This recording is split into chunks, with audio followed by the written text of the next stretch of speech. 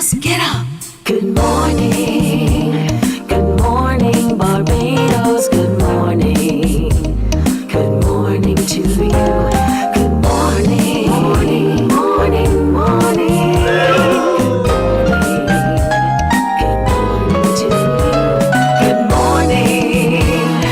Morning, Barbados. Good morning. Good morning to you. Good morning. Morning, Barbados. Good morning. Wake up, wake up, wake up. Morning to you. Indeed, morning to you one and all. Welcome to today being Thursday, the 9th of April, 2026. I'm Pearson Boyne. So good morning, Barbados, but I want to say good morning, world, because I know a number of you are viewing us from all over this planet. And to each of you, we say thank you for doing so every weekday morning, Monday to Friday. And today being Thursday, we welcome you yet again. So to those of you watching on our streams on Facebook, YouTube, and our website, cbc.bb, good morning. How do you do? I ask one thing of you, which is to share the show. Share the love, tell others about us and bring them along. Specifically, let me say once again, good morning to Jasmine Paris, who's watching from Nevis. Good morning, Jazz. Thank you so much for logging in yesterday to share your comments. And it's good to know that you make Morning Barbados a part of your staple for viewing. And thank you for doing so. You too, share the show, share the love. And of course, if you know of something or someone who has a story to tell because you know about it, tell us about it. And you can do so by sending us an email. Our email address is right there on your screen. It's morninbarbados@cbc.bb. morninbarbados@cbc.bb. And we thank you for sharing your thoughts and pointing us in directions for some interesting guests as well. So thank you very, very much for partnering with us at Morning Barbados. It being Thursday, you know we love to showcase some exceptional young people as well. One such I want to share with you now, who's a teenager, and I know her well. I think you know her well too, because she does Barbados so proud in the sport that she absolutely loves, which is cycling. And if you're not yet certain who I'm talking about, take a look at this. And enter the door on the right to receive your dinner. All officials. To receive your dinner. Congratulations once again, representing Barbados, Ariel Gray.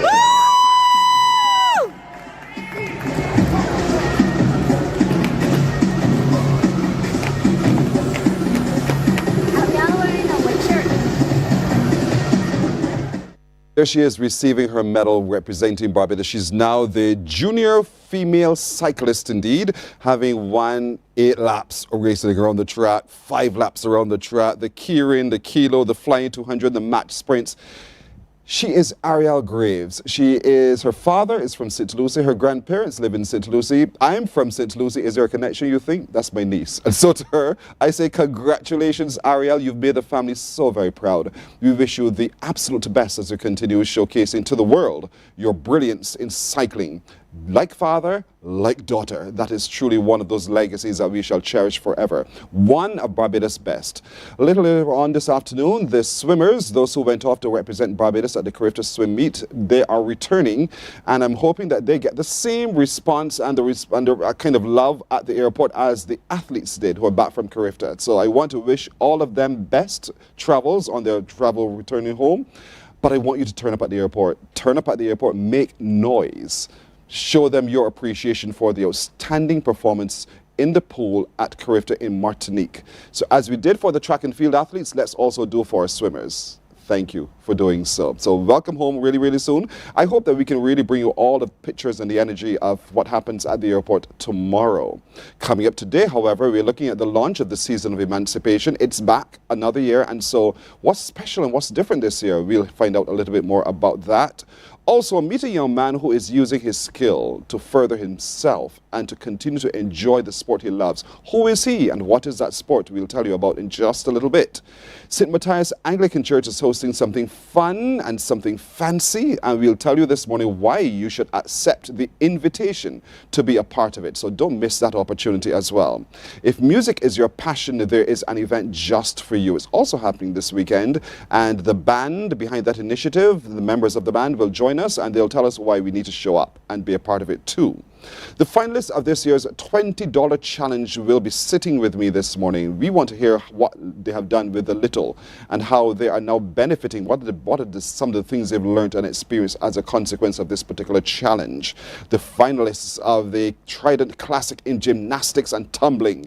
That's on this weekend, and they will join us as well today to talk a little bit more about what we can expect. And Mr. Executive, look out for that. That's happening this weekend. All 5 of the young men who are battling for the title of Mr. Executive will sit with us today. I will give you every reason why you should be at the Lloyd Erskine Sandiford Center to witness what is truly going to be epic. So there's a lot to look forward to today, Thursday. And there's one more thing. What's on your screen? Yes, it's Q Day today, and so Q in the community is heading to Salters Market in Salters, St. George. You know, the action starts at 11, the broadcast starts at 12, it goes until Thy Kingdom Come, you say when it ends, and certainly we want to encourage as many of you as possible to show up today at Q in the community at Salters Market, Salters, St. George. The bus will leave gate number 1 at the Granville Williams Terminal. Dario is your driver, and I hope you really have a good time today at Q in the community. Andrea Jackman, Joe Jackman, watching from the UK. Joe, good morning. Hope yourself a terrific Thursday. Thank you as always. Thankful Thursday morning back at you. Have a great one indeed. And Anthony Shaw, who's Smith, he's watching from New York. Good morning, Anthony. As always, you're there. We thank you for sharing the show as well. Sweet Ron's, thankful Thursday morning to you as well. That's Rhonda Hines Graham. Sweet Ron's, morning. How you doing? Have you gotten up and done your exercise so far? Remember, movement, people, movement. Janice Ayan, good morning. She says, wake up, wake up. Good morning to you, Janice. You like the song, don't you? We love it too. Thank you so much for joining us indeed. Eleanor, good morning. That's my favorite name of the morning. Eleanor Griffith, good morning, Eleanor. Have a terrific today. We'll take a break right here, and we're jumping full into the show right after. Stay with us. Morning, morning, morning. Good morning. Good morning to you.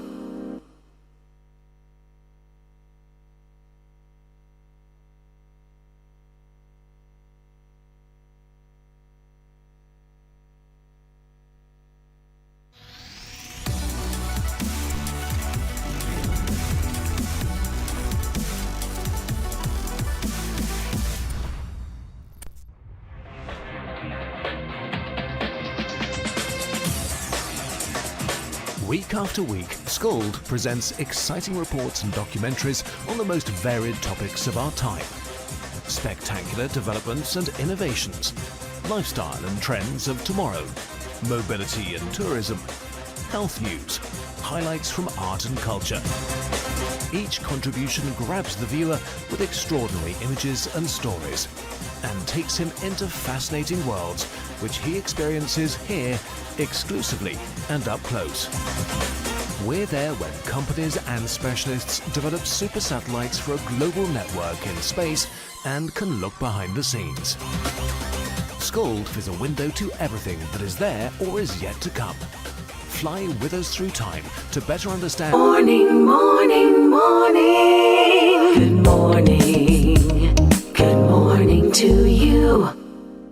We are 8.5 minutes after 6 o'clock now. Let's turn our attention to this year's Season of Emancipation and the launch thereof, as we're joined by the Program Advisor in the Office of Pan-African Affairs and Heritage, Rodney Grant. Mr. Grant, good morning again to you. Morning. As always, I like this time of year because I like engaging with you. Thank you very much. I want to start with why it's important that Barbados acknowledges the Season of Emancipation. Well, for a number of reasons, because this is a special time for us. These are the people that we're celebrating who mean so much to us, who help build out our economy and society. And very relevant for us this year is what happened at the UN. I think that's an important signal why we must continue to push, celebrate our enslaved persons, celebrate important moments like emancipation, continue to push for important positions like reparations. So this is the most important moment for us in our history. These are the people who first built Barbados, who first owned the first piece of land. We have the first free village up at Rock Hall in St. Thomas. So these are the people who are most important to us. I always say, if not for them, we couldn't be here. So we must continue to celebrate them, look back at the sacrifices they would have made, build on those sacrifices in terms of what they would have imagined if they were not enslaved, if they were free people, what they would have imagined for free Barbados, what Barbados would look like. If all of the productivity they would have built out, we could have kept here and built out our own society and our own economy. There are two profound statements I've encountered this year Yeah. that have shaken my resolve as it relates to emancipation and understanding who self is. When the Igbo, the gentleman from Nigeria came, and he said to us, "My people have sent me to find out where you are and how you're doing." It's true, I remember. That was for me very profound. The other statement that was profound for me was a little child asked a Barbadian in Nigeria as well, "What tribe are you from?" They said, "Tribe, I'm from Barbados." Wow, But if you don't know your tribe, how do you know how to live? wow. And that stuck with me as well. And I'm saying that within the context of what this, for me, this season of emancipation means that we get to know self. So that we understand not just self, but our importance within the whole spiel of things. What do you think about that? No, it's very important. It's important for us to identify with who we are. I mean, when we look at the world now and how the world is building out, I mean, it's important that we understand that we have an African root. We are rooted somewhere. So we didn't just appear out of nowhere. I mean, when we look back at what happened, I mean, we had over 400 and something souls come across the Atlantic to Barbados between 1627 and 1838. Those were our ancestors that came across, you know, so we belong to somewhere. And we belong to an important ancestral dignity that exists in Africa. And I always like to quote Walter Rodney. I think he said it best when he said, African people have an ancestral dignity that they must rediscover and keep alive.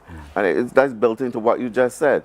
We have to rediscover our roots, where we came from, that ancestral dignity, who we belong, where we belong, and what it meant to us in terms of an identity. And that identity is like a DNA strand. Yes. It's very unique. Yes. It's unique to us. Only we have that. And that helps to carve who we are as a people. One of the important things that gentleman said, the regent from Nigeria, he said, we are entrepreneurial people. Yes. And he kept repeating it when we met with him. We have to rebuild that in ourselves. He said, we don't do small things. We do big things. That's a DNA strand, because people believe that African people don't believe in building out an economy and building out in this society. But they were doing it long before we even conceptualized it. That is where we came from.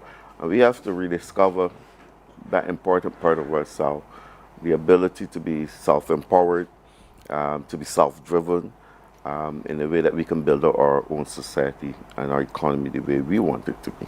Are you patient enough for the change to happen, or do you wish it could happen so much faster in our realization of how important we are? But I would love for it to happen in my lifetime.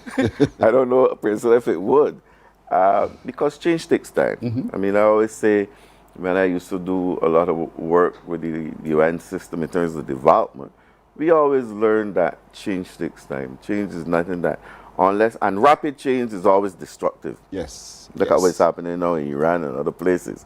Rapid change is very destructive. If you want change to be more permanent, it takes more time, because you have to really make sure you go through all the processes. So it may not have been in my lifetime, but my children's children, they get to enjoy a better reward, hopefully a better life, a better sense of self, you know, than we have. We continue to struggle with this sense of self-identity. You know, I always say identity precedes participation. I think it's one of the most important things to build out nationalization. If you want to build out this whole sense of nationalization and belonging to something, belonging to a country, you have to identify with it. Now, personally, if I don't believe as a Barbadian, it's not going to mean anything to me. Building out the society and the country of Barbados is not going to mean anything to me if I don't feel that I'm a Barbadian, if I don't feel a sense of what being a Barbadian means. So if I understand that, if I identify with that, then the self-evident. Yeah.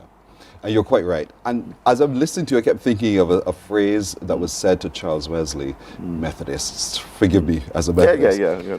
That when he said, I don't understand the spirit. I don't get it. I'm preaching, but I don't feel. And he was told, keep preaching until you feel it. Aye. And he eventually felt his heart strangely warmed. And I'm saying that within the context because oftentimes we keep thinking, but we do this season of emancipation, we seem to be getting nowhere. And we want to encourage people, don't give up. No, but I hope sometimes give up. our hearts can be Strangely warm, strangely warm. I hope sometime before too long, our hearts can really be strangely warm because, I mean, this is important. It's time enough that we come into ourselves as a people. We can't just continue because it's self-destructive to keep borrowing identity from all over the place. One minute you're American, next minute you're trying to be an Englishman, you're trying to be a Jamaican, you're trying to be everything but yourself. That's self-destructive. Yeah. It's important to understand who we are. It's important for us as a country, even down to family and households and community. It must have a sense of awareness of who we are. I remember in our journey in building out the Pine, that's what we pushed. We pushed that whole sense of identifying with the Pine because we felt once people understand what we were doing, it will help to build out. And the same goes at the national level. So, I mean, it's time that we come into ourselves as a people. We can't keep fighting who we are. It don't make sense. It makes no sense. You're just living a miserable experience. And so there's going to be a slate of activities coming up. I know we won't talk about all of them now, but in all of this, we want people to really show up and show out and re-educate self because we've been indoctrinated in a particular way. We just know to re-educate by replacing what was said to us with the truth about who we truly are. And so don't turn a blind eye, folks, to any invitation to the activities for the season of emancipation because you're doing that at your own detriment, at your own peril. But in little ways where possible and when you can, show up and engage in a very meaningful way. And engagement doesn't necessarily mean that you have to ask questions. You can just sit quietly and just ponder upon. And if you're so moved, the Spirit so warms your heart, then you can ask a question. You can do all those kinds of things. But engage in a way that you find then your rediscovery. I'm rediscovering myself as the process continues as well. And it's a journey we can all take. It's the season of emancipation. The launch is coming up. Yeah. When is the launch? So the launch is Tuesday at Golden Groves Plantation, and it is Golden Groves because there seem to be so many groves plantations across Barbados. So it is the Golden Grove Plantation in St. Philip. It's 6:30 p.m. And we are doing two things. We are launching the season, and we are also recognizing the celebration of the 1816 Busso Rebellion. It happened on April 14th as well. So we're doing the two things in one.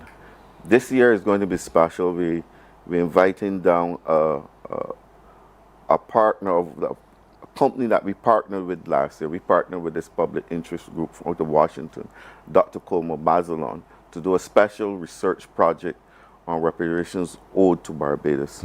So we're inviting him to come and present the results of the research at the launch. And then the research is going to be responded to by Professor Hilary Beckles.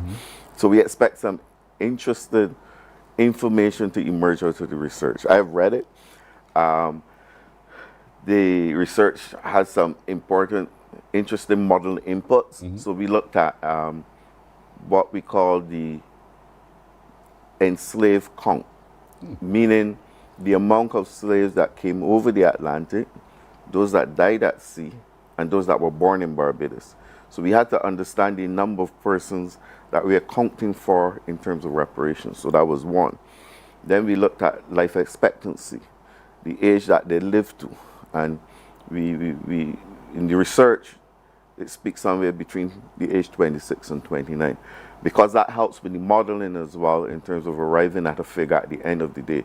Because if a young enslaved person start working at the age of 12, they live to the age of 29, then 12, 17, and 12 is 29.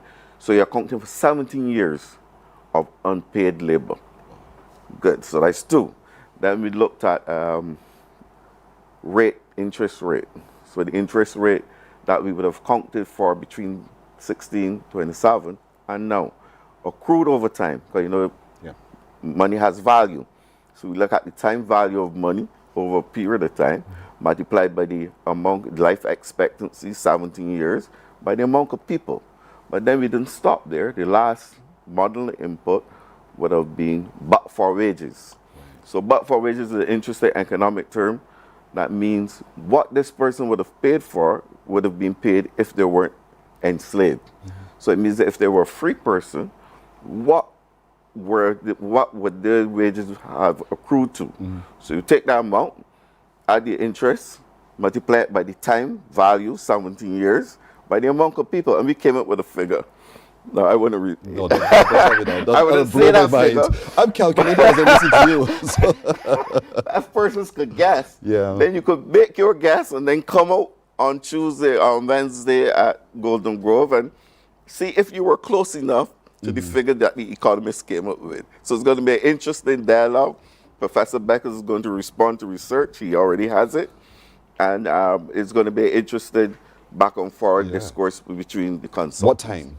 6:30 p.m. 6:30 on the 14th of April. And the 14th of April is a very significant date. And so at Golden Groves Plantation in St. Philip, right in the corner, you just go take your ride down and show up. And there's much more that we can talk about as well. So we'll take a break right here. When we come back, Rodney Grant continues that conversation with us ahead of the launch of the season of emancipation. Morning, morning, morning. Good morning. Good morning to you.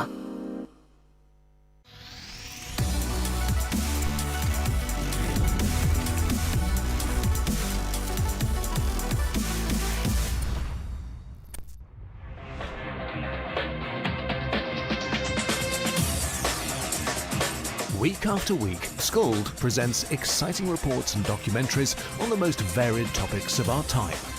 Spectacular developments and innovations, lifestyle and trends of tomorrow, mobility and tourism, health news, highlights from art and culture. Each contribution grabs the viewer with extraordinary images and stories and takes him into fascinating worlds which he experiences here exclusively and up close. We're there when companies and specialists develop super satellites for a global network in space and can look behind the scenes. Morning, morning. Good morning. Good morning to you. We're 22 and a half minutes after 6 o'clock. We're sitting with Rodney Grant, who is the program advisor in the Office of Pan-African Affairs and Heritage. And we're talking a little bit more about the season of emancipation. There's a big launch happening at Golden Grove Plantation on the 14th of April. The 14th of April, the 14th of April, beginning at 6:30. But you need to get there early because you'll be hearing some groundbreaking information. There'll be an opportunity for a response to that information, and then you too will be engaging with that information with the folks who are there. And so we want to encourage as many of you as possible. This is not for a certain set of people. This is for all of us. We oftentimes, Ronnie, tend to think, it's for the Rastafarian, those who are very into culture and the like, and it's not for me, but it's for all of us. All Barbadians. I mean, all of us are part of the process of emancipation. Like I said before, all of us are here because of those free enslaved people. So it is not a Pan-African thing. I always say it is not a Rastafarian thing. It's not a Baptist thing. This is Barbadian. We are Barbadian people. So emancipation is about us. It's about us. So. Let's look at the declaration by the United Nations about the transatlantic slave moment in time. Yeah, making it. What does that mean to you?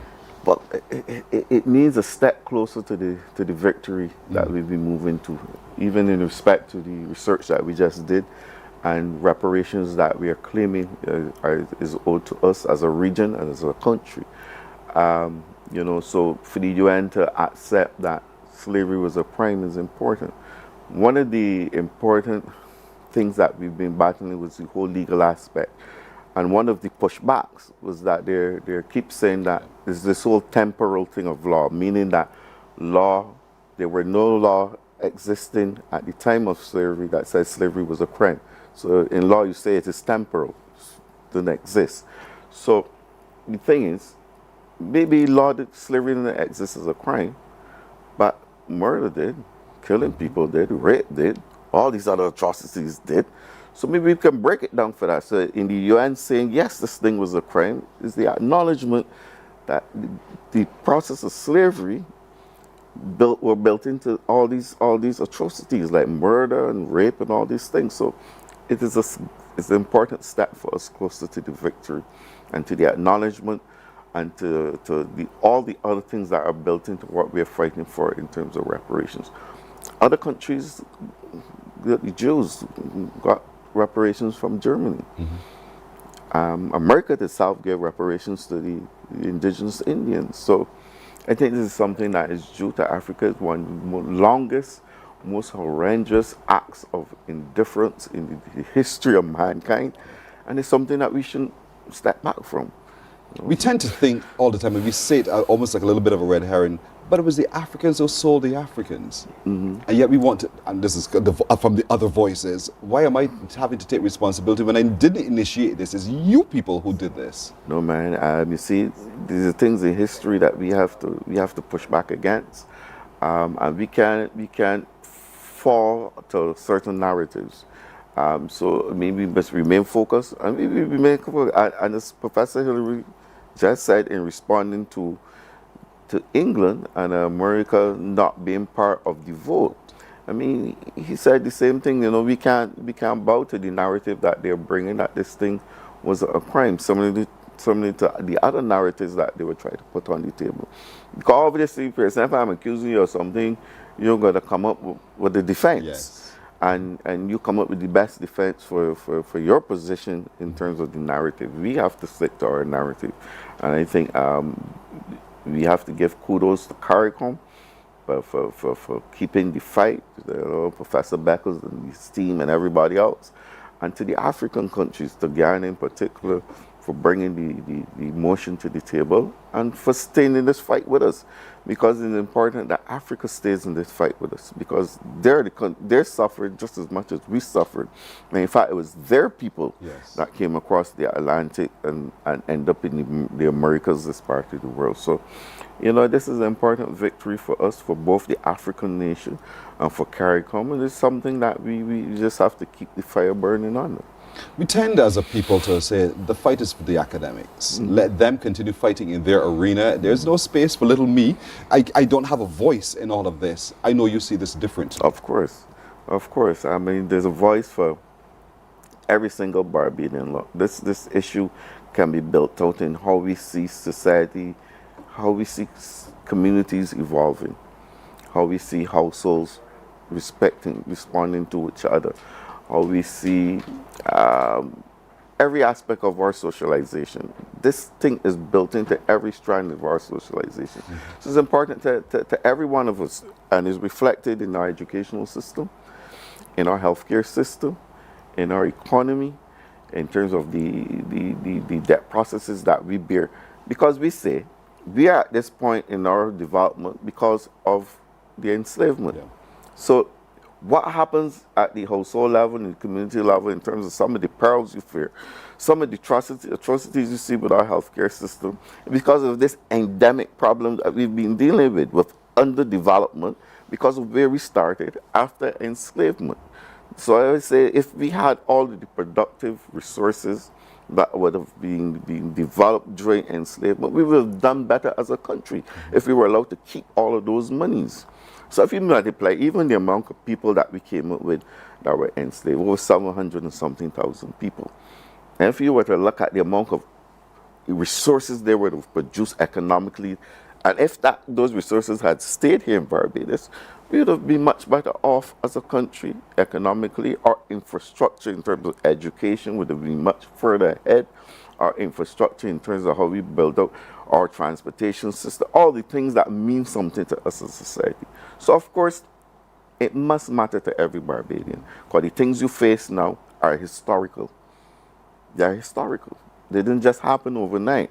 And therefore, the things that you see parliamentarians fighting with every day, some of them, not everyone, but majority of them are built into our historical experience. Where we started. Where you start is very important, you know. Yes, indeed. Yeah.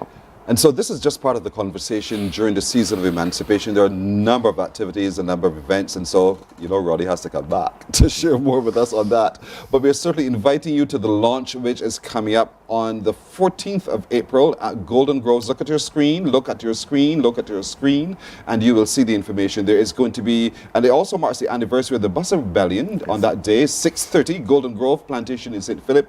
And there are some very special things that are going to be happening. Yes, a special presentation, but there's also going to be the opportunity for us to look at the concept of reparations owed to Barbados with featured presenters Dr. Coleman Bazalon and Professor Sir Hilary Beckles. And you're also a part of that cast of people who are going to be there to engage deeper into that process as well. I'd love as many of you as possible to show up indeed. Don't just turn the blind eye to this activity or to the season of emancipation. This is turning a spotlight on us, so we better understand who we are. We begin to see our value, our true value. And that's why I would like to invite all of you really to engage meaningfully in the season of emancipation. The slate of activities we'll share with you on another time. But, as always, Roddy, it is good sitting across from you. Same here. It is always so inspiring. It warms the heart. There you go. My heart feels strangely warm. Thank you so much as always. You All as the well. best. You're very welcome. Morning Barbados breaks here. We're coming back with more in a moment. Morning, morning, morning. Good morning. Good morning to you.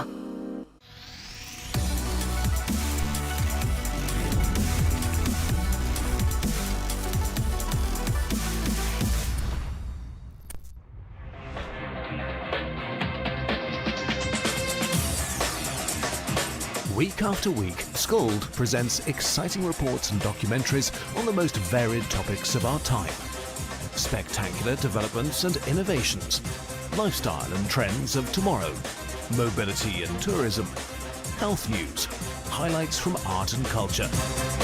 Each contribution grabs the viewer with extraordinary images and stories and takes him into fascinating worlds which he experiences here exclusively and up close.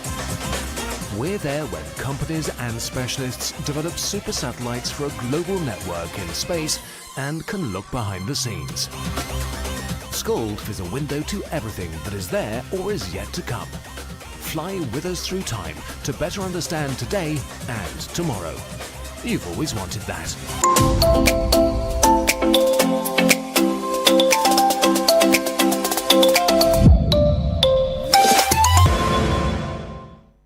Thursday mornings mean so much for us at Morning Barbados. It's one day of the week where we take time to showcase exceptional young Barbadians who are doing brilliant things at home and abroad. One such abroad is Dakari Ellis. He's a young athlete, but he is a footballer of note as well, but he's an honors student. Dakari, good morning to you. Hi, good morning.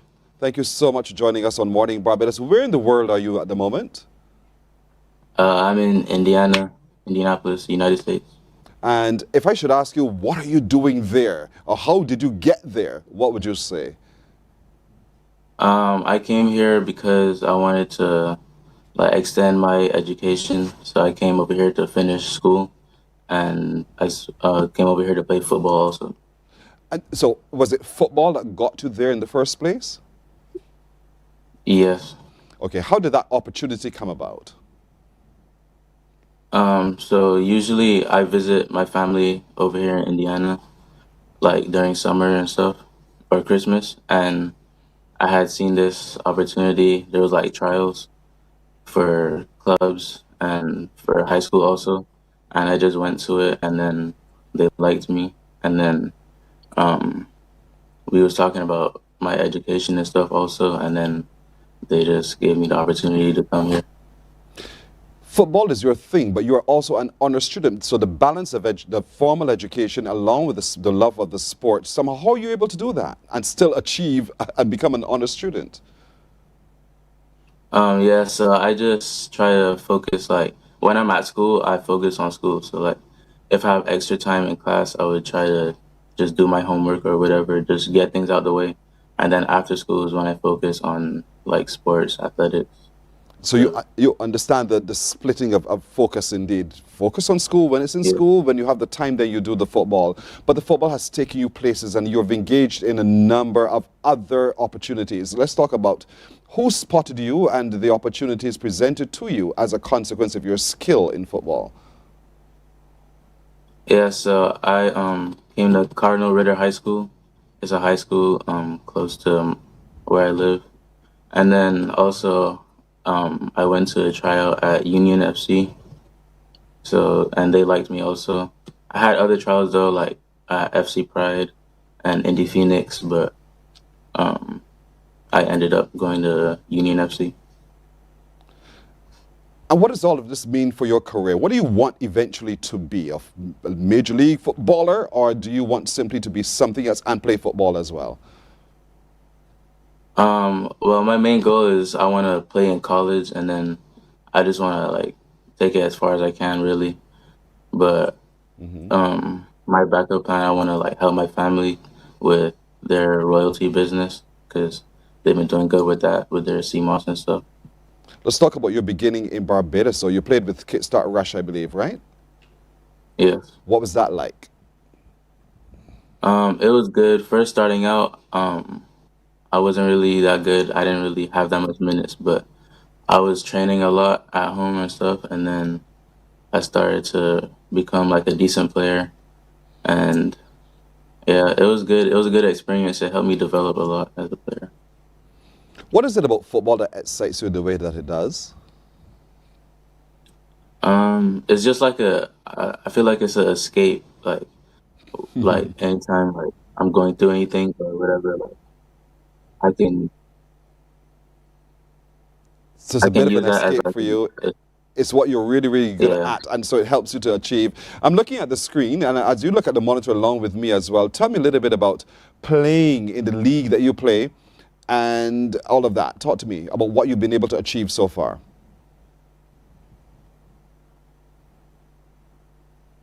Oh, we seem to have had a technical connection issue there with Dakari. As soon as we have that resolved, we'll be able to continue our conversation with Dakari Ellis. This is his young name. He's a young man. He's living in the United States at the moment, but because of his love of football and his passion for football, his parents and his family in the United States exposed him to people who are able to provide opportunity for students of football. And so that's what he's living his life doing now. But he's an honest student. He understands the balance, but he understands when to focus on what and when. And so to carry you back, let's talk a little bit now about some of your major achievements playing the sport in the United States. So for my high school team, I made their varsity team as a freshman, which is rare, I guess. And also for a club, because I had a major injury. I tore my ACL and meniscus, and I was out for my whole sophomore year. But when I started playing club, when I got cleared, I scored my first game back, and I had a couple of assists also. What's your part? What part? What are you? You're not a goalkeeper. What are you? No, I'm a winger, so I'm left wing or right wing. In terms of considering life after football, what is your plan there? I really just want to take football as far as I can, but I also want to because I want to go into like physical therapy, like in that field, like sports science. So I want to study that in college while still playing football. All right, sports science is your passion. That's where you're headed next. Dakari, we want to thank you so much for joining us. We wish you well from Barbados in all of your future endeavors, but at the moment, continue being the star that you truly are. For us, you're one of our exceptional young people representing this island so well in the United States in the game you love, football. Thank you so much for joining us today. Okay, thank you. You're welcome. We'll take a break here. We're back with more in a moment.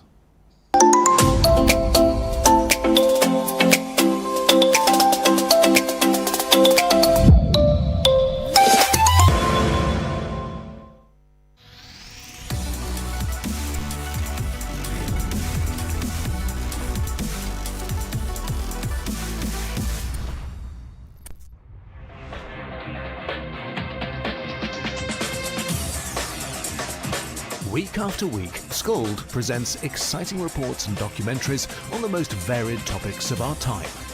Spectacular developments and innovations, lifestyle and trends of tomorrow, mobility and tourism, health news, highlights from art and culture.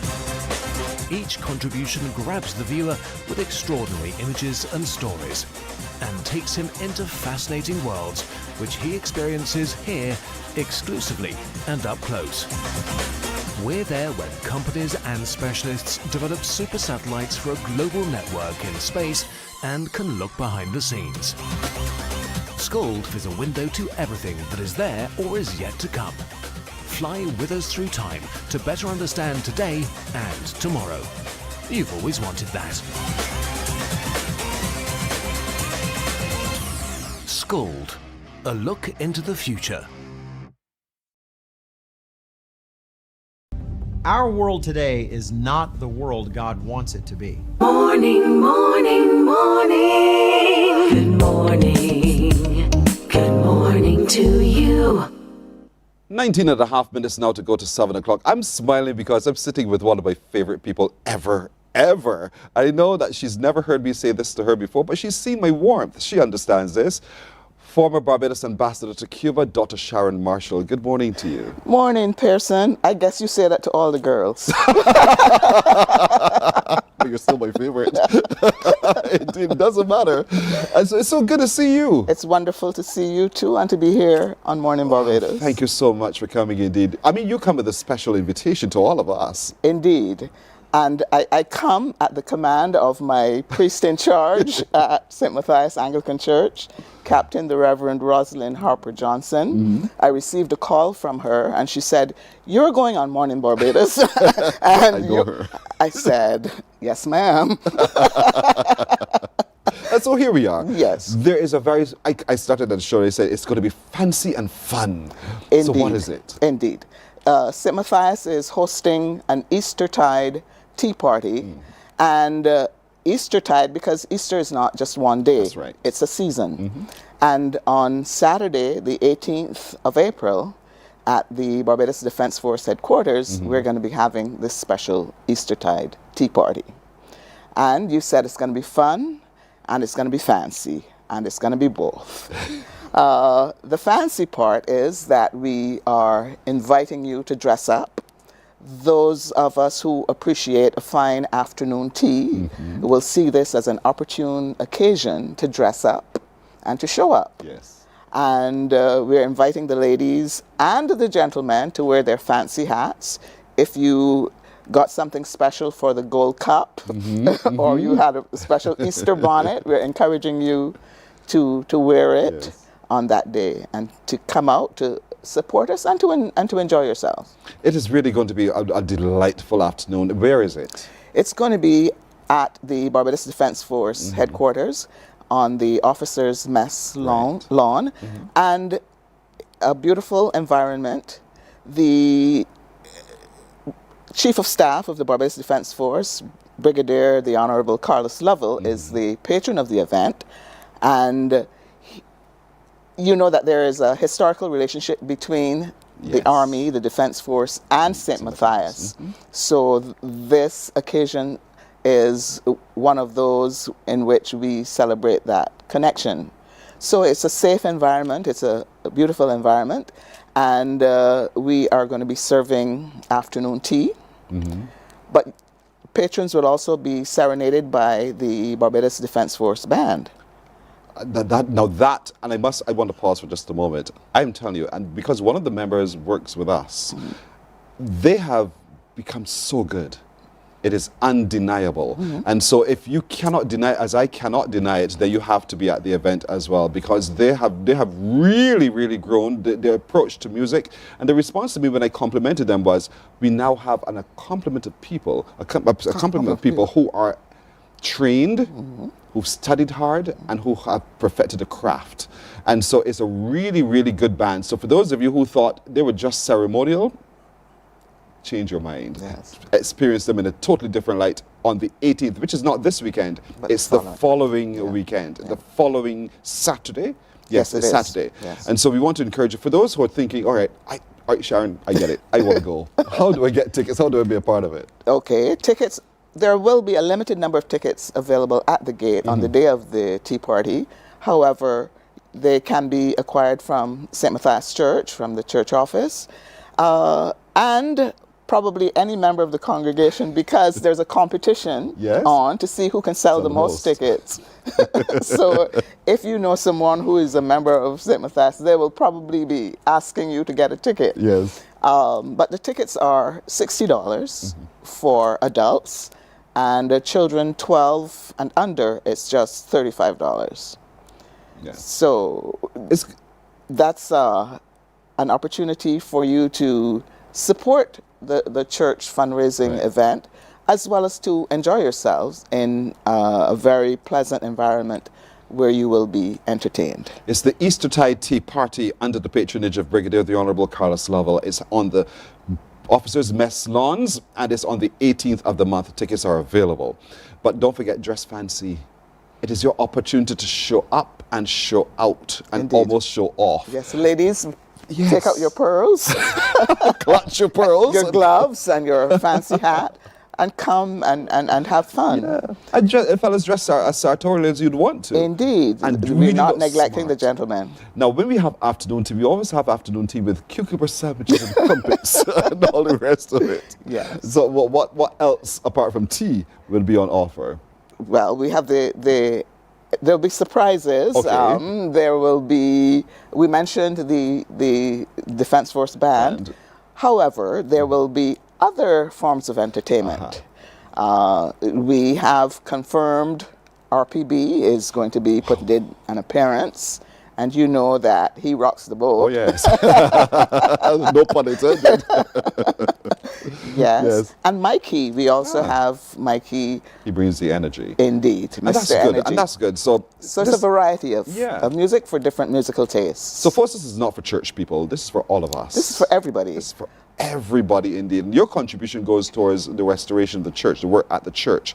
And so it's important for us to get our tickets as soon as possible, either from the church office or from Sharon or any other member of the congregation. The competition is on for who sells the most tickets. But when you're there are also some special surprises and giveaways and all the like, right? Indeed, indeed. So perhaps you get one for the fanciest hat.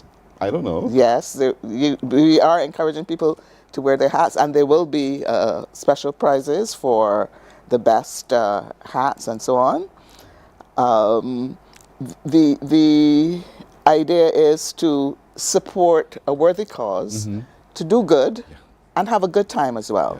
You know, St. Matthias is 175 years old, and you know, any edifice that is that old, yes, there's always something ongoing, and this is one of the ways in which we are raising funds to support the church. And edifices so close to the sea also have a totally different experience. And so the fund will go, the funds raised will go a long way. It's such a warm congregation. It's such a warm place to worship.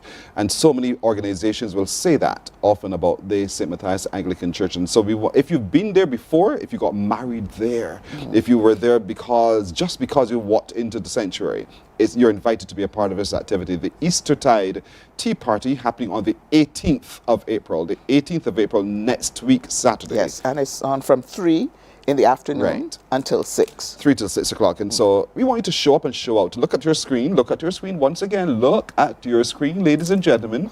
Apart from the cash bar, you'll have refreshments. You will have the children's corner, the kids' corner, prizes and surprises. Wear your fancy hat and you could win a prize. DJ music, live entertainment. RPB will be there. Mikey will be there. The band of the Barbados Defense Force will also be there. But you can't miss this. You really should be there as well. I told you it's a very special invitation, one that is undeniable, and we're encouraging you by purchase of your ticket to show up and show off and show out and really mix and mingle with people who are just like you, who just also want to have a really good afternoon. And both the church and the Defense Force headquarters is located on the south coast, where there are lots of visitors to Barbados. That's right. So I'm sure we'll have an opportunity to mingle with the visitors to Barbados and share something about our story about Barbados. And we hope that you will really accept our invitation and join us. Folks. Please do indeed. We'll take a break right here. When we come back, we'll continue with Dr. Sharon Marshall on other matters, but on this matter as well in just a moment. Morning, morning, morning. Good morning.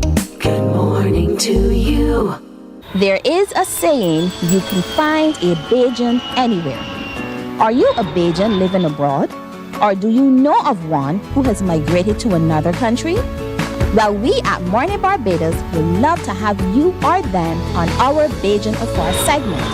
Share your amazing stories, experiences, and how you have adapted to a new culture.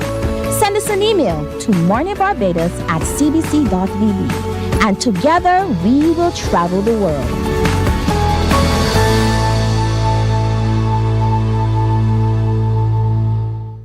Some ask, what makes Barbados so special? We at Mornin Barbados say it's you, our exceptional youth. You are talented, resilient, and inspirational. You are the epitome of the Barbadian spirit, testing the boundaries of your creativity. If you are an entrepreneur, artist, baker, designer, author, or have done anything you think should be highlighted, email us at morninbarbados@cbc.bb. Let us show the world our exceptional Bajan youth. Morning, morning, morning. Good morning.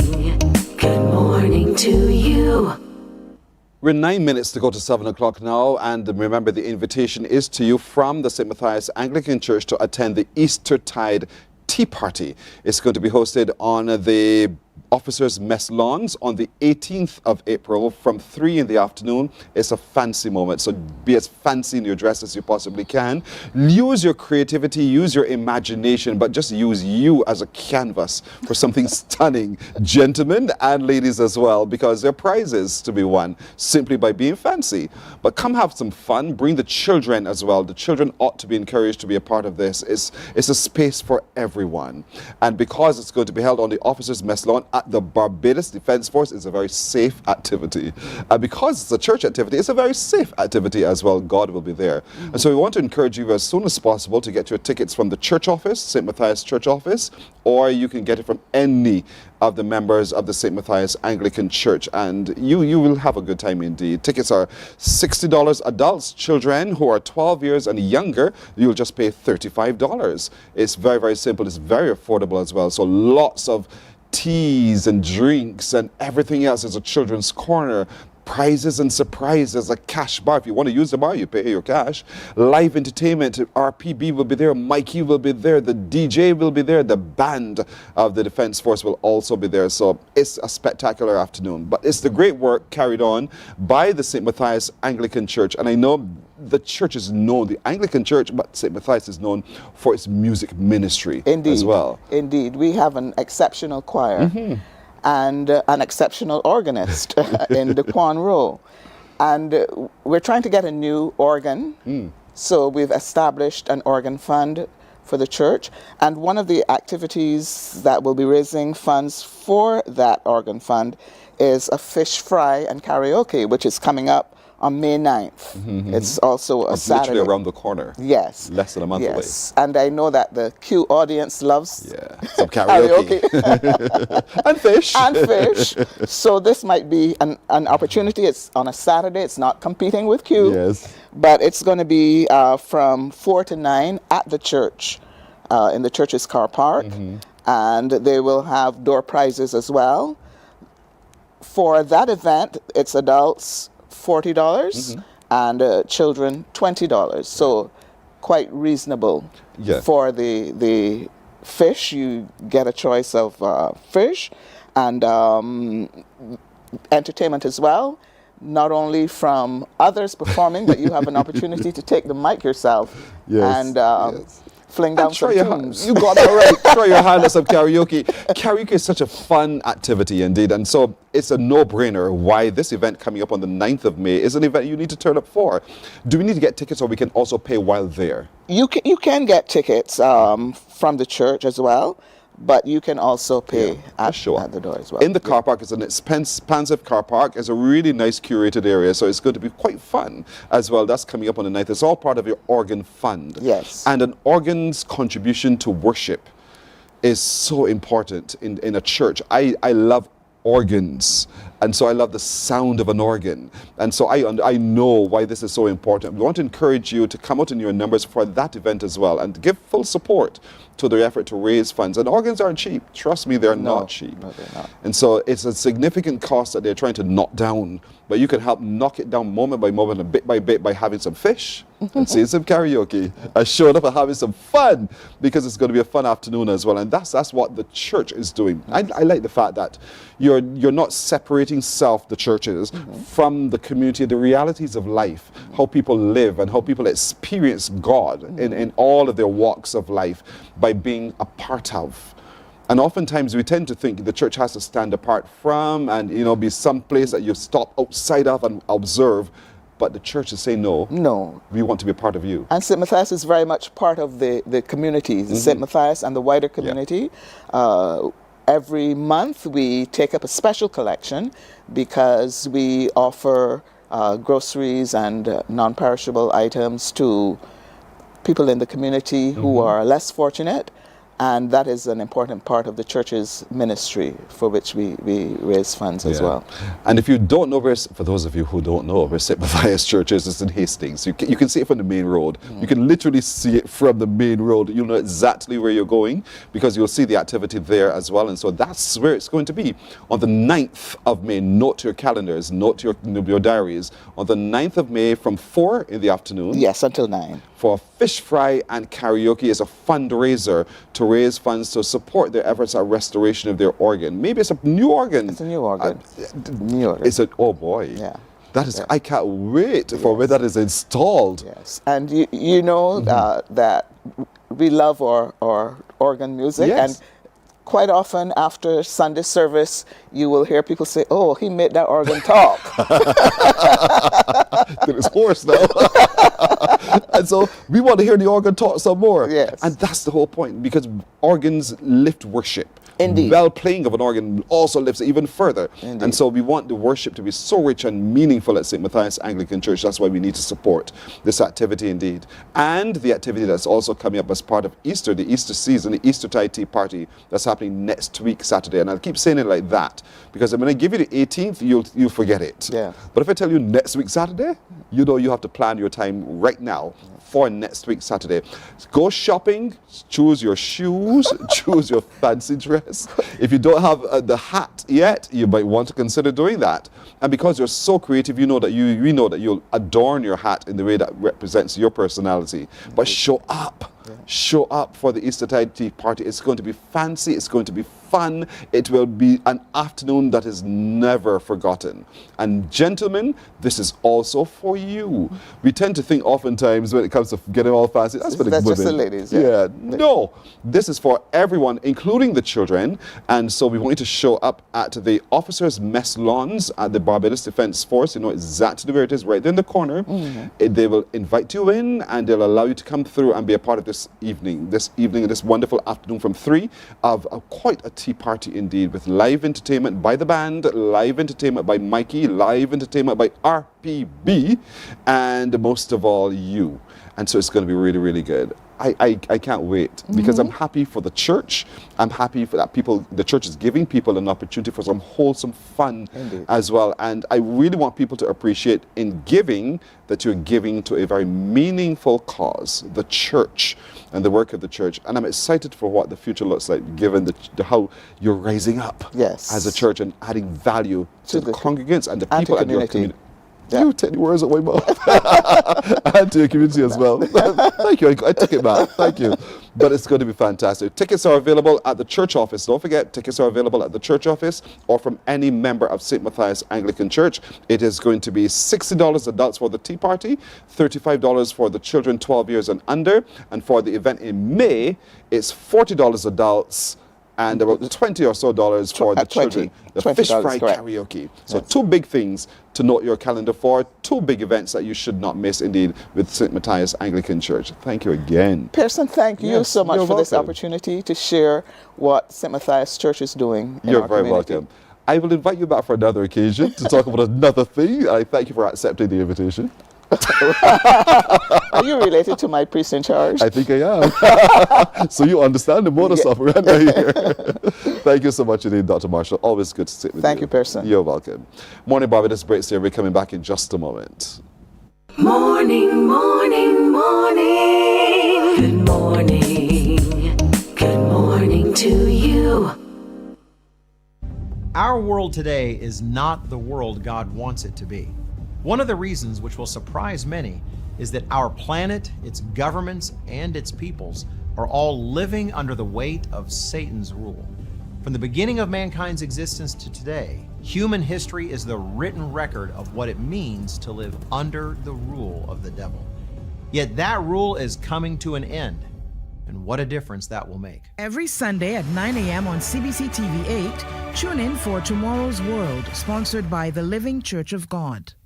Some ask, what makes Barbados so special? We at Mornin Barbados say it's you, our exceptional youth. You are talented, resilient, and inspirational. You are the epitome of the Barbadian spirit, testing the boundaries of your creativity.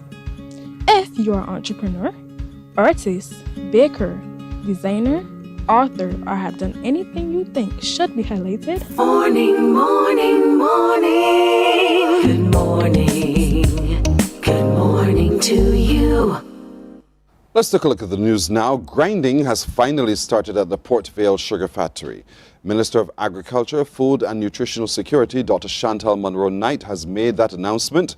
She was addressing a press conference yesterday where she says the factory got officially underway on Tuesday. Anesta Henry and videographer Christopher Wood attended that press conference, and they have this report. After a 3-week delay, grinding at the Port Vale Sugar Factory has finally started. The late start, which Minister Munro-Knight said is not unusual, follows industrial action and a war of words between the Unity Workers Union and the Barbados Energy and the Sugar Company, Inc., BESCO. Grinding has started at the factory. Grinding is ongoing.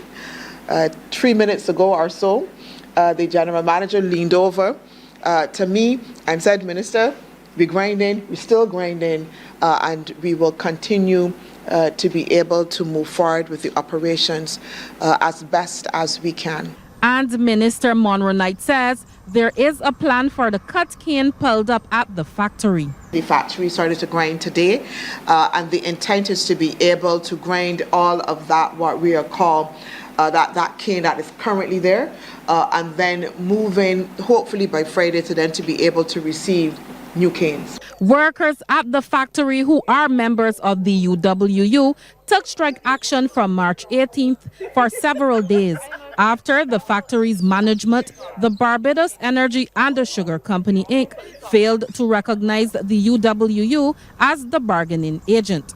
BESCO indicated it is already negotiating with another union, while UWU's General Secretary Caswell Franklin maintains that his union represents the majority of workers.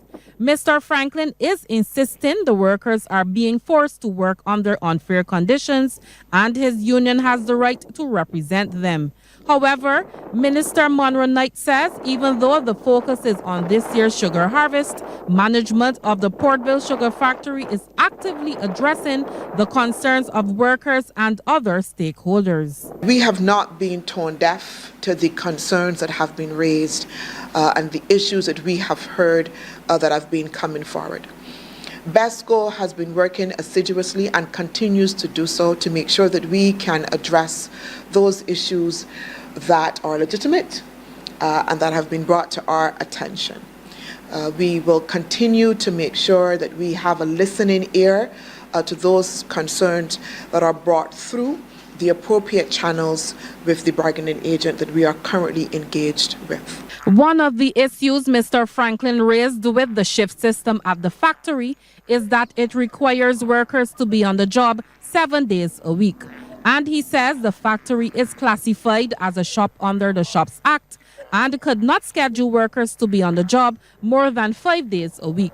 However, BESCO's technical advisor, Ambassador Dr. Clyde Maskell, is insisting the facility is a factory and can have a shift system. So the notion that the factory cannot have a shift system would mean that it would not have continuous production. And it is not a motor car that you can turn on and off. Once you start up the factory, you have to allow it to continue to produce and produce until the factory decides that it needs a rest. Ambassador Maskell says sugarcane growers will be paid for cane delivered to the factory. Onesta Henry, CBC News. Government has rolled out its cost of living cash credit program. It's a joint initiative with the National Insurance and Social Security, and Minister of Finance Ryan Strawn detailed the policy framework, the eligibility criteria and timelines during a media briefing at their office yesterday. The program, first introduced in last month's budgetary proposals, aims to support the most vulnerable in society. Trevor Thorpe has the story. The Finance Minister said the cost of living cash credit is a direct transfer valued at $1,200 per month for eligible persons and disbursed monthly commencing this month on April 20th and will run for 1 year until March 31st next year. We are confident that over the course of the next year, just over 60,000 people or so will be able to benefit directly from the cost of living cash credit. And therefore, it is something that we see as critically important, especially with the global uncertainty that is out there with respect to the cost of living and all the other measures that the government is putting in place, that we have a very targeted approach to how we deliver relief given the circumstances in the economy. Chief Executive Officer of the National Insurance and Social Security Service, Kim Tudor, gave some background into how the initiative will work. For the eligible beneficiaries, that is the pensioners, both NIS pensioners and public sector pensioners, as well as the special needs grant, no action is required from you. We already have your contact information. You already receive a pension from us.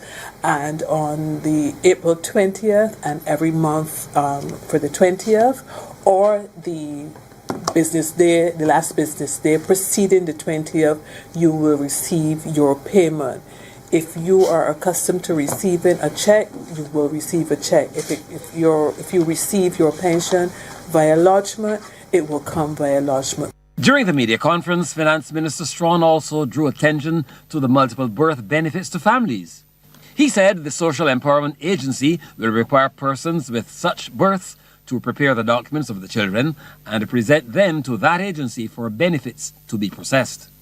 All of this is intended to ensure that the government, again, remains very targeted and focused given what is happening in the broader external economy. And therefore, we will continue to provide updates to the country and Barbadians as it relates to the decisions that we've taken and to share as much information as possible in relation to the policy interventions. The cost of living cash credit is administered by the National Insurance and Social Security Service on behalf of the Ministry of Finance. Trevor Thorpe, CBC News. Barbados has intensified its fight against child abuse with a renewed call for community action. The 2026 Child Abuse Awareness and Prevention Month was officially launched under the theme United Families, Safe Children, Caring Communities. And officials say while the progress has been made, new threats, especially in the digital space, are making the issue more complex. We get more from Deanza Roberts. Protecting children is everyone's responsibility. That's the message from the Executive Director of the Social Empowerment Agency, Colleen Walcott, as she addressed this morning's launch.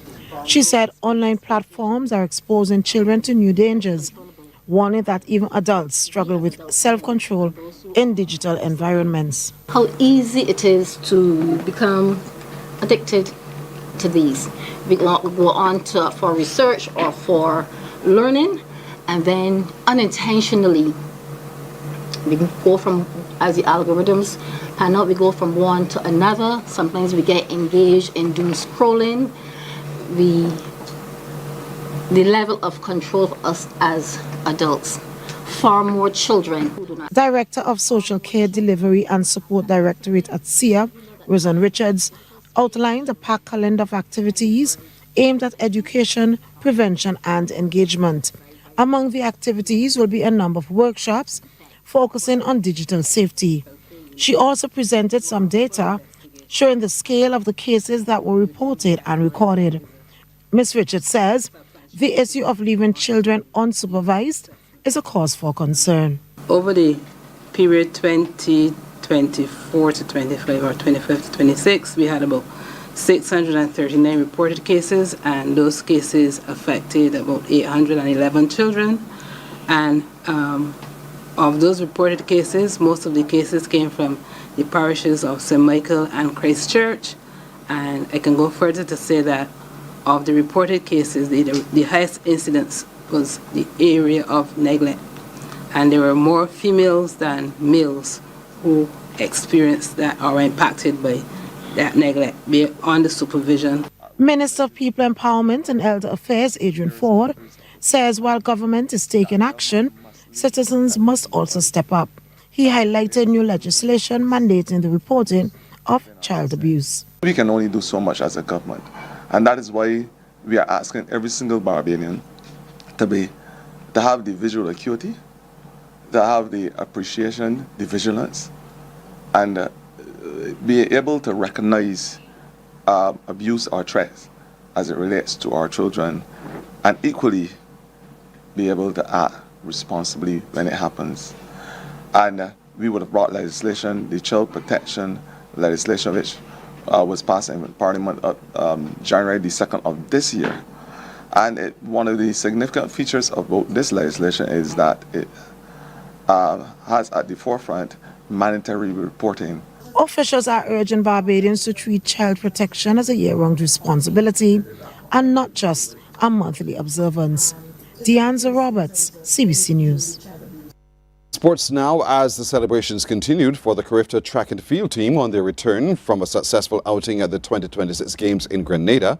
Prime Minister Mia Amor Motley has pledged a major financial injection into the sport to help in its continued development. This came as she hosted the team at her official residence. Anne-Marie Burke reports. If you thought the celebration for the first group of Carifta track and field athletes was exuberant, the scenes outside the arrivals hall at the Granley Adams International Airport last night took it to another level. Absolutely electrifying. Met by Minister of Sports and Community Empowerment Charles Griffith and Minister of State in the Prime Minister's Office with Responsibility for Youth and Culture Shane Archer, the athletes and officials beaming with pride came back to a true hero's welcome to the sound of the top band, ushering in the team who left the games with 17 medals, 6 gold, 3 silver and 8 bronze. And the celebration continued today as the team was hosted at Ilara Court, the official residence of the Prime Minister of Barbados. Joined by President His Excellency Lieutenant Colonel the Most Honourable Jeffrey Bostick, Deputy Prime Minister Honourable Santia Bradshaw, and other members of Cabinet and officials of the Athletics Association of Barbados, Prime Minister the Honourable Mia Amor Motley welcomed the team into her official residence, toasting them for their achievements over the past weekend. For the president who interacted with the athletes, he was especially happy to be among the record-winning quartet of Aidan Moore, Jakai Brewster, Shamari Greenwich-Lewis and Nadal Seal, who ran their way into the history books, winning the under-20 boys 4x400 meter relay. Prime Minister Motley, while expressing her pride at how well the team performed, also pledged the government's continued support for the athletes and the development of sport across Barbados. In addition to putting in a bid to host the 28-28 Carifta Games, Ms. Motley also committed to a significant financial injection into the development of track and field, matching that of major corporate sponsor CIBC. The government will double what CIBC has given and provide $1 million.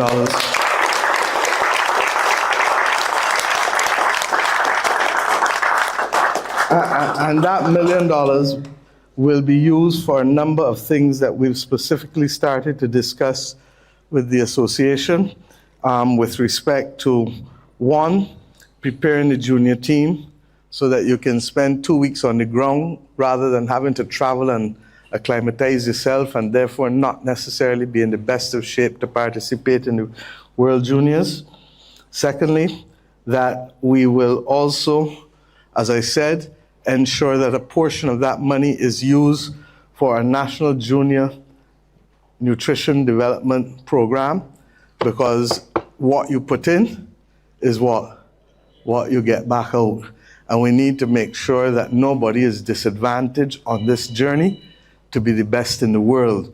The athletes also got to sign their names in the book of official visitors to the Prime Minister's residence. The celebrations will continue this weekend with a motorcade for both the successful Carifta track and field and swimming teams. And our swim teams will arrive this afternoon at the Grantley Adams International Airport. I hope you turn up with the same enthusiasm because, boy, did they do us really, really proud at Carifta in Martinique. That's a look at news and sports until now. More news and sports coming up at 12 noon on TV8. Morning Barbados is back in a moment. Morning, morning, morning. Good morning. Good morning to you. Some ask, what makes Barbados so special? We at Mornin Barbados say it's you, our exceptional youth. You are talented, resilient, and inspirational. You are the epitome of the Barbadian spirit, testing the boundaries of your creativity. If you are an entrepreneur, artist, baker, designer, author, or have done anything you think should be highlighted, email us at morninbarbados@cbc.bb. Let us show the world our exceptional Bajan youth. From the beautiful shores of the gem of the Caribbean, Barbados, home of the amazing Harrison's Cave, the tantalizing Oystins Bay Garden, our historic garrison, the indigenous road tennis, and the friendliest people in the world. We are 94.7 FM, the ultimate Bajan experience. There is a saying, you can find a Bajan anywhere. Are you a Bajan living abroad? Or do you know of one who has migrated to another country? Well, we at Mornin Barbados would love to have you or them on our Bajan Afar segment. Share your amazing stories, experiences, and how you have adapted to a new culture. Send us an email to morninbarbados@cbc.bb, and together we will travel the world.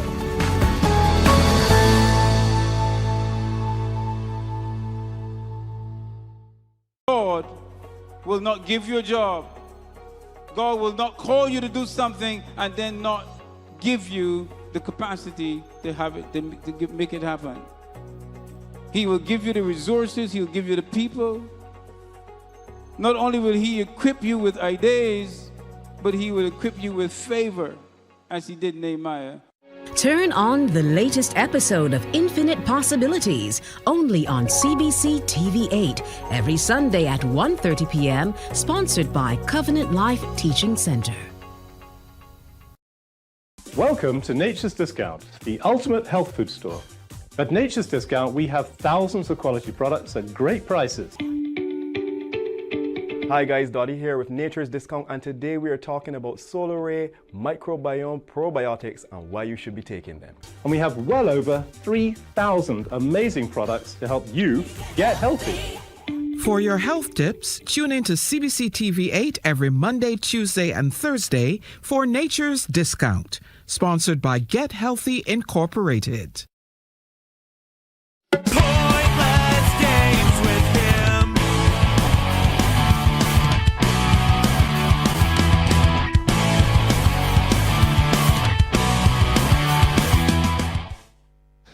You know, the band is called Superhero Sundown. It takes me right back to my youth and rocking it out in my room as well. And so I'm so pleased to have them sit with me because there's a big event coming up to which they're also inviting you.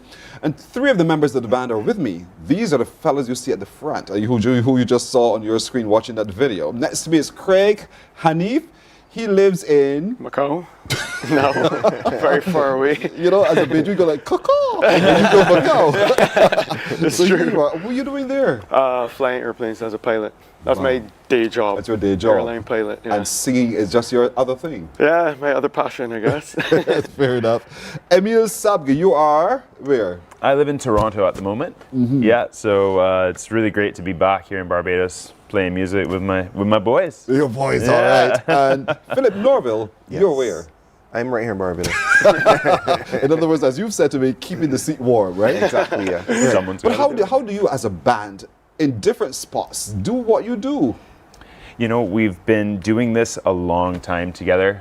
We've been doing this over 15 years and friends for even longer, you know, but we're really grateful for the opportunity to be able to do this in 2026, where there is this beautiful thing called the internet, and and we can continue to, you know, keep in touch every single day, you know, write, record all remotely, put it all together, and then out comes an album and eventually a show or two. I'm telling you, it's really, really wonderful. But thank you for taking me back to my boyhood days. Yeah. This is the music that I loved. I know you all think it's really strange that this old man had those moments, but I did too. And so, you know, for a lot of people who are like me, who might want to relive this moment, there's this activity you have coming up. Who's going to tell me about it? I can tell you all about it. It's okay. So this Saturday at Le Chalet Cottage, we have what we call Sundown Fest. It's our own festival we created because, you know, we grew up here in Barbados. We listened to reggae, soca, all the usual Caribbean genres, but we got into rock. Yes. And there was no platform really for rock and roll music. So we were like, why not create our own platform? So we created this whole festival, all original music, local bands. This year, no foreign bands, but sometimes we bring in some foreign bands. So, yeah. So where are you going to rock this out? It's at Le Chalet Cottage in Fair Pilgrim. I know we've had a queue in the community there, so for those of you who've been to queue in the community at Le Chalet, then you know exactly where to go. You know exactly where to go. But for those who have never been there, Philip, how do you get there? If you know, for a pilgrim, it's kind of on the main road. If you pass BT on the right hand side, Genovese on the right, follow the road all the way out and meander a bit, and then once it's straightened out, you'll be on the left hand side. We will have a big field. Yeah. It's like a what? Like a peach building? Yeah. Like a peach house. If you get as far as seeing the horses, you've gone too far. Too far. Yes. Let's put it that way. Turn back. And you'll see the side, you'll just go down that road and you'll have a really good time. So we're going to be rocking it out with a variety of music, or just mostly rock music? Well, we try to have some sort of you know, variety at the show, but really it truly is a platform for rock, alternative, and indie music, especially original music coming out of Barbados. I think a lot of people get really tunnel vision when it comes to the type of music that defines a Caribbean artist. And the truth is that we're just so much more diverse than that. I mean, we were born and raised here. This is our home just as much as anybody else, and you know, we want to be able to show Barbados that, you know, the breadth of diversity of music that is out there, you know, is right here. You don't have to go to America, you don't have to go to Canada, you can get it right here on Bajan soil. Amen to that. But Philip, you're the drummer, you're the percussionist. Yes, the You're drummer. almost the heartbeat. Yeah, of I keep everything in line. Tell them, because they tend to think often as vocalists, they're what you do. So yours is very, very special and very unique. How long have you been playing now? I started playing drums when I was about 3, 4. I just learned the basics back then. But I started back playing when I was like probably like 18 or so. And so for you, this is so important that you're getting a chance to live out your childhood dream. Yes. With a band that is superhero Sundown. Right? Sundown superhero. So that one. Yeah, so that's important to you. And so the band exists, and I was saying to you before we started that I just love your approach to Saucy. Folks, they have taken Saucy, right? And rocktified it. It is so really, Hopefully not never butchered. heard it. Find it Saucy done by Sundown Superhero. I did, and so it sounds really, really good. But that was a dangerous attempt, Craig. It was scary. I blame my mother. My mother always has the radio in the kitchen to 92.9. Yeah? So growing up... I don't know what that station is, but carry on, Smarty. Good point. No, go ahead. Oops. I always grew up hearing Saucy and these old calypso songs. And Independence was coming up in a couple of years ago. I don't remember the exact year. Pretty sure it was during COVID. I think it might have been during COVID. COVID, probably. And I texted the boys and I was like, man, what do y'all think about doing a cover to Saucy? And we ended up just going for it, man. Why not? Why not? Yeah. But when it came to Emilio, then Craig in his craziness called and said, and you said, why not right away? Or did you say, well, hold on? That's a classic. It was an absolute yes, no turning back, man. Listen, like I said, this is the music that we grew up on, and to a certain degree, and to be able to put our spin on it and honor those that came before us, you know, the great Michael Director Ford, this is his song, you know, and produced by the great Glenn Johansson, you know, so for us to be able to have even just a little sliver of that, you know, was really, really special to us. And the fact that Bajans that hear it, like it as much as they do is really special for us as well. Really, but it's the drum pattern for a calypso is different from the drum pattern for rock. Yes. You had to suddenly switch out of what you remembered about Southsea and do something different. What was it a challenge that you accepted readily? Yeah, it's not as difficult as it seems, to be quite honest. You just follow the pattern in the guitar and the bass, and something comes out. Okay. And something came out. and it's wonderful. All right, so the Sundown Fest is Saturday. This Saturday. From what time to what time? Doors open at 5 p.m. First band goes on at 6 p.m. We have 5 bands, all local as we said before. We go maybe till about 11 p.m. And then we have a DJ after party until. Is it a paid event? It is a paid event. So we have $50 tickets on sale right now. You could get it online at Ticket Nation and all the Ticket Nation box offices, or message one of the bands on Instagram. If you choose to pay at the door, it's $65. So. Right. So why not budget carefully? $50 now for tickets online, and you get it as soon as possible. Show up, folks. This is one of those opportunities of a lifetime. And Sundown Superheroes is one of those bands of a lifetime, because we haven't had a rock band that I can recall in Barbados from my own memory. But we've heard people who've dabbled, but this is what y'all do. And I'm so glad, because now you position us on the international scene for something different. And that excites me beyond measure indeed. And so keep doing well what you're doing. I hope that the Le Chateau, the cottage there in the fair program, is filled on the grounds with those who just love the genre, those who love great music, those who love wonderful musicianship as well, because it's going to be an unforgettable afternoon into night indeed at that location. So best of luck. Thank you. Thank you. All the best. Indeed. Thank you so much. And for those of you watching, this is Aisha's brother. You're watching the news. This is Aisha's little brother. Right, indeed. Good to see you guys. Have a wonderful day, okay? Thank you very much. Appreciate it. You're welcome. Mornin Barbados comes back in just a moment.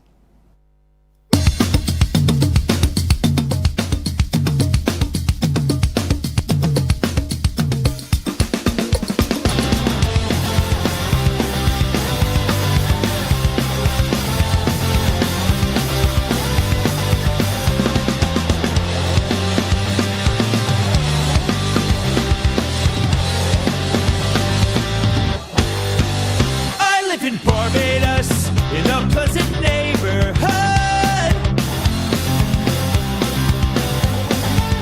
But I got this confused neighbor. She might face hard like wood. She don't live far from me, always up and down the gap. Swaying she bed, wagging she head like some hungry common pub, singing.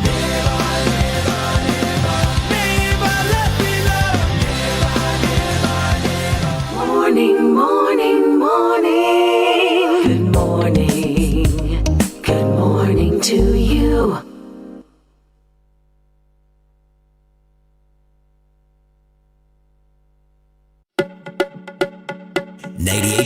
The One, your number one party station. With an audience from 18 to 40, we keep you engaged, energized, and entertained. Choose 98.1 FM, The One.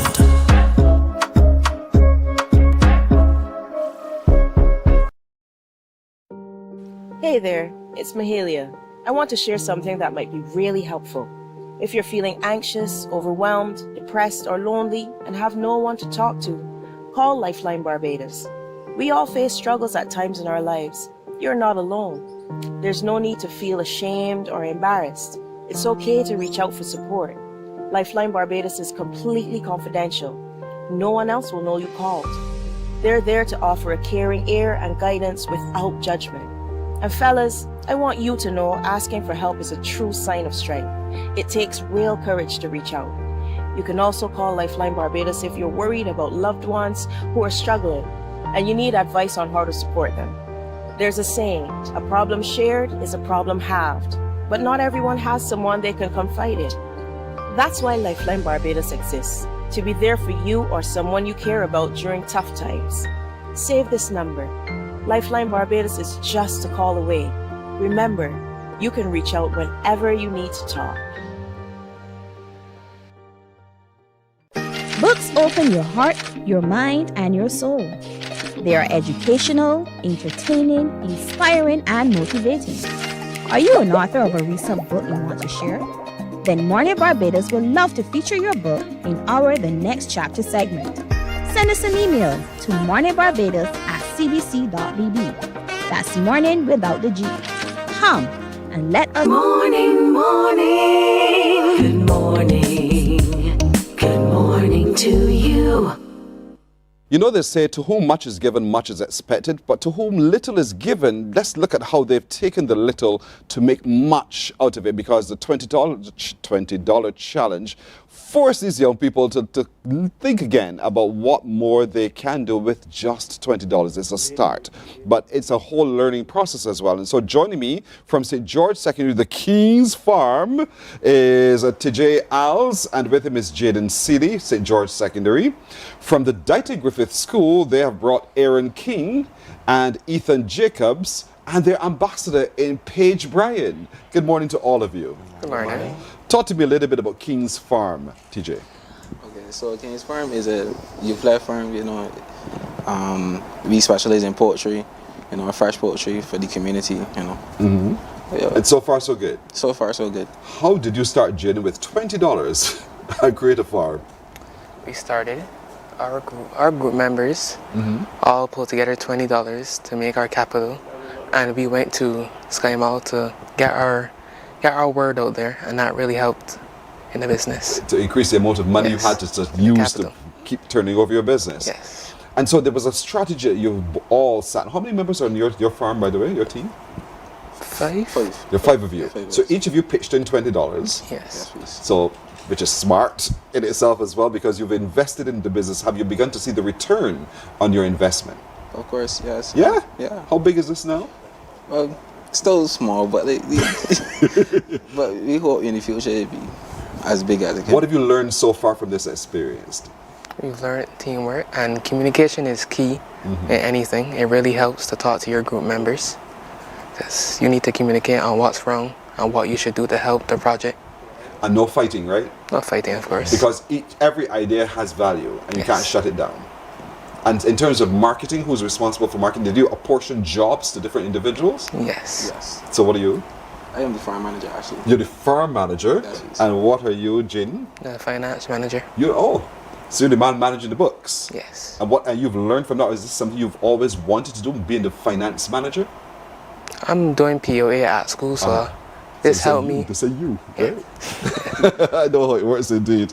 And so, Aaron, you two now, you represent the Dighton Griffith School. What is it that the Dighton Griffith School, the students there, you're doing as part of the $20 challenge? In terms of... You've created a different approach. Yeah, the my shop. business? So, Pure Pot is a cafe on the go. Was it? A cafe on the go. Cafe on the go? Yeah, we provide beverages like refreshers and lattes into like sleek, ready-to-use containers for your enjoyment. So, it was I want to say a fun experience to like come up with this idea. I used my creativity and my love for It was you who came up with the idea? Yes, please. Why? There has to be a story behind every adventure. Well, my parents always took me to like small cafes when I was younger, so that really gave me a passion for and a love for the experience of a cafe. And that growing up with that, we didn't have much money, so that they encouraged those values at a young age, and I really appreciate that. So I took that love and the experiences from younger and made it into something more. Right. So I took my love for art and creativity and blended it together with my love for culinary arts, and I created Pure Pot to give you that same experience. The cafe on the go. Yes, please. What's your role, young man? Ethan, you're the youngest, it looks like, on this panel. What was your role? My role? I have a business called Ethan's Art. Ethan's Art? Yes, please. I make abstract paintings and designs. From $20? Yes, please. So from the $20 that I got, I used that $20 to get some more art supplies for upcoming showcase events to advertise my artwork. And I started this business because when I was younger, I always had a love for abstract art, and that was always my dream and my passion to have a business. Passion drives this page. And so as the banker, you're also the advisor. Talk to me a little bit about working with these youngsters to help them grow and develop the businesses that they're doing. So I am the ambassador for Dayton Griffith School as well as St. Winifred's. I had 2 schools this year. And I'm the mentor. So I help them through the process from beginning to end. They start with their ideas, and the $20 is a loan from the Barbados Entrepreneurship Foundation. So they use that, and if it's not enough, they find diverse ways of raising other funds, be it friends and family giving, or they're doing activities to raise other funds.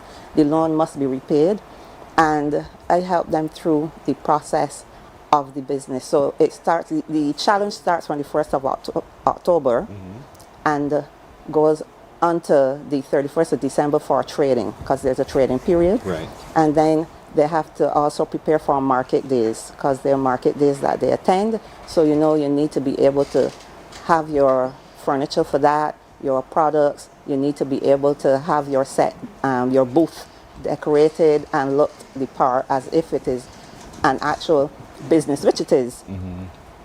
And then there are things like reports. They have to do written reports, they have to do financials.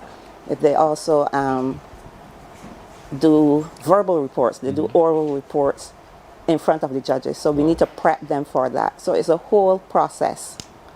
Wow. And the ambassadors guide them through that. Ambassadors are assigned to each school that participates. Wow, you're so fortunate. So excited. TJ, did you think it was all of this? No, I didn't. Have you learned anything from all of this? Yeah, in terms of, being with the team, teamwork. We had everybody got to be on the same page, for everything to work out. But you have to repay your loan. Of course. Yeah, we all did pay our loans. Good. And you've already repaid your loan, Jaden? You're the finance man? Yes, I have. All right, good. And what about you, Aaron? In terms of repaying my loans? Yes, please, everyone. So are you good? Yeah. So now you're flying on profit? Yes, please. All right. And would you want to consider business seriously enough? Business, not just business studies alone, but actually doing this? Yes, please. Good. And what about you, Ethan? You have Yes, please. your loan payback? Yes. And the money's looking good now from Ethan's art? Yes. In terms of marketing, who's been marketing for you? No, I do. You do all that yourself? Yes. Anybody markets for you, Aaron? No. You do it yourself as well? And you do all your marketing yourself? Or you're using social media? We use social media. You use social media? We were supposed to actually. One of our team members originally that was supposed to be our media team, he unfortunately backed out the challenge, so we didn't have a media person. Right. We didn't have any media personnel, so our Abigail, what's she role again? The public relations. Right. Stepped to help. Right, she stepped up. Sometimes that happens in business. You have to find resources elsewhere. And so that's the reality of life. That's the reality of business. And you guys are handling it so well. I am so immensely proud of each of you, indeed. And Paige, you're doing a really wonderful job in guiding these young men who you're working with. Indeed. And who's your advocate working with you? A mentor? Ambassador, Miss Lucas. Yeah. Miss Lucas? All right. Teacher, well done. What are you doing on your farm? Vegetables or poultry? Poultry. Poultry, chicken? Just be chicken. Where can people find at the school? Contact the school. No, that's not. So we made an Instagram page, KingsFarm_BDS. Okay. You can find us over there. KingsFarm_BDS. Find you there and order your chicken and you're good to go. What about you, Aaron? Instagram is @PurePop. Everything's pure PurePop. PYOUR. PurePop. Yeah, PYOUR. Yes, POP. Yes. All right, good. That's on Insta. What about you, Ethan? My Instagram page is E_arts246. E_arts246. Yes, please. Well done. I am so impressed with y'all here. Y'all are ready for the world. You're ready for the world. Well done. Thank you all for coming, all right? Best of luck going forward. Thank you, Paige. Thank you. You're welcome. You're welcome. We're coming back in a moment on Morning Barbados. Morning, morning, morning. Good morning. Good morning to you. Book open your heart, your mind, and your soul. They are educational, entertaining, inspiring, and motivating. Are you an author of a recent book you want to share? Then Mornin Barbados would love to feature your book in our The Next Chapter segment. Send us an email to morninbarbados@cbc.bb. That's morning without the G. Come and let us turn those pages together.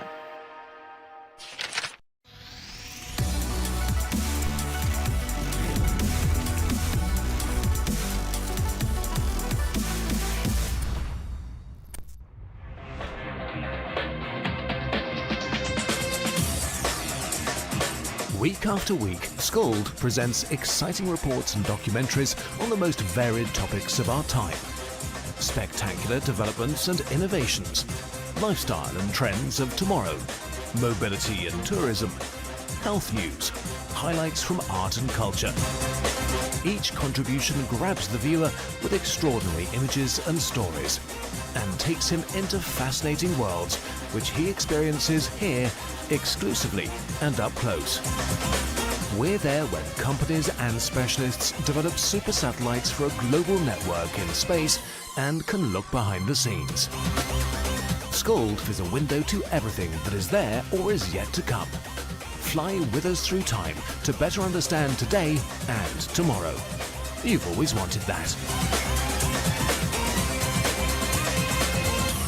Scold, a look into the future. Our world today is not the world God wants it to be. One of the reasons, which will surprise many, is that our planet, its governments, and its peoples are all living under the weight of Satan's rule. From the beginning of mankind's existence to today, human history is the written record of what it means to live under the rule of the devil. Yet that rule is coming to an end. And what a difference that will make. Every Sunday at 9 a.m. on CBC TV 8, tune in for Tomorrow's World, sponsored by the Living Church of God. Some ask, what makes Barbados so special? We at Mornin Barbados say it's you, our exceptional youth. You are talented, resilient, and inspirational. You are the epitome of the Barbadian spirit, testing the boundaries of your creativity. If you are an entrepreneur, artist, baker, designer, author, or have done anything you think should be highlighted, email us at morninbarbados@cbc.bb. Let us show the world our exceptional Bajan youth. From the beautiful shores of the gem of the Caribbean, Barbados, home of the amazing Harrison's Cave, the tantalizing Oystins Bay Garden. Morning, morning. Good morning. Good morning to you. 18 to the hour, the Trident Classic is on this weekend, ladies and gentlemen. What is it in? Sheldon Pinder's with me. She is the president of the Barbados Amateur Gymnastics Association. Next to her is their treasurer, and Amanda Bailey. Next to her are some of those who you're going to be coming out to worship and to see indeed, in Daniela Small, Georgia Bailey, and Khaleesi Marshall. Good morning, everyone. Good morning, Pearson. The Classic is this weekend. Yes. What's happening? Yes, so yet again, we're having our Trident Classic, and we have this year, we have 6 clubs from Barbados will be representing. We also have teams from Jamaica, Trinidad, and Antigua who will be competing against us. And Pearson, for the first time, we'll be having a school competition within our Trident Classic. We have athletes from the Lodge School and from Dighton Griffith who would also be competing in our invitational. So it's going to be very, very, very exciting. This is going to be super exciting, as a matter of fact. It's this Saturday. It's this Saturday, Gymnasium. yes. At the Wildy Gymnasium. The time from 9 a.m. to, let's say, 8 p.m. However, we have 3 sessions. We have sessions 1, and that runs from 9 a.m. to about 12:30ish, and then we have our intermission. The second session starts at 1 p.m., and it goes from 1 p.m. until about 4:30ish, where the third session, which would feature our levels 3 to levels 4 athletes, they would be competing from 5:30 then until like 7:30 with the award ceremony then at the end. I knew you were saying, that's a whole day. Yes, you can come come and spend the tiring. whole day, or you could come Yes. for the session that suits you Yes, indeed. And yes. so, Amanda, working with the association, that must be so fun to see the development of these folks. Yes, it certainly is. We've been working with them for the past 4 years, and just the level of effort that our committee puts into planning activities for these gymnasts to give them opportunities to grow and develop is truly amazing to see the growth of the athletes. As a treasurer, you watch the money. And so, how can we get tickets to be a part of this? Okay, so tickets are being sold at 2 box offices. That's Secrets in Sky Mall as well as Sheraton. We also have tickets being sold at the event on the day for the same price, so no additional charge if you buy at the door. Okay, and that price is? The price is for adults $30, children it's $20, and VIP is $50. So we want to encourage all of you in your numbers. Schools, come out and support these youngsters. Parents, come out. Families, come out. Every Barbadian who loves to see a little bit of gymnastics and tumbling, come out. But you know there's a competition, regional competition that is on. And so, as always, we want to win. We've on a good trajectory all week so far at Carifta Swimming, Carifta Track and Field, gymnastics now, baby. So we've really got to show up to be a part of this. Daniela, what level are you in? I'm in level 7. You level 7? Yes, please. What does that mean? Well, It's you like have a black belt. no. Well, we have 10 levels, and right now we're at level 7, so we're optional. So it's again to the point where it's starting to get really hard, but it's manageable. But right it's now. manageable. Yeah. And you're loving it so far. Yes, I So am. what can we expect from you on Saturday? Well, hopefully to qualify for Carifta, because this meet is a qualifier for Carifta. So, yeah, hopefully I do good, yes. And I want to come first, because last year I think I came second, and I haven't got a first place trophy yet. Well, it's for you this week. Yes, it's for you hopefully. this year. Yeah. And so that's what we're aiming for. Stay healthy, stay fit. What are you doing to get ready, though? Well, I'm really trying to work on my diet, because trying to eat well is hard. It's really hard. So I try to eat better. Yeah. Wish you well. I struggle with it as myself. Georgia, what about you? What level are you now? This is my first competition as a level 7. As a level 7. Yeah. So are you going to be competing against her? I think so, if we're in the same age category. Okay. And so what is your pet event? Probably beam right now for level 7. You don't like floor? I do, but I'm starting to like beam more now. Fair enough. What is your aim? We all set ourselves targets. What are you aiming for? I just want to get everything done, hit all of my requirements for this competition, because it is my first. So at this competition, I just want to get everything done and then progress. From there? Yeah. And eating is still a challenge for you as well? Yeah. You have till Friday night to get it right because Saturday's competition. Khaleesi, good to see you again. Are you looking forward to Saturday? Yes, please. What about Saturday are you looking forward to? I'm looking forward to come first and let new people see me out there. You are so good at your little age, honestly, at what you do. And I really commend you as one of those. What are you aiming for Saturday? To come first? Have you rounded up your family and said, listen, you'll have to come and see me on Saturday? Have you been speaking to others about this?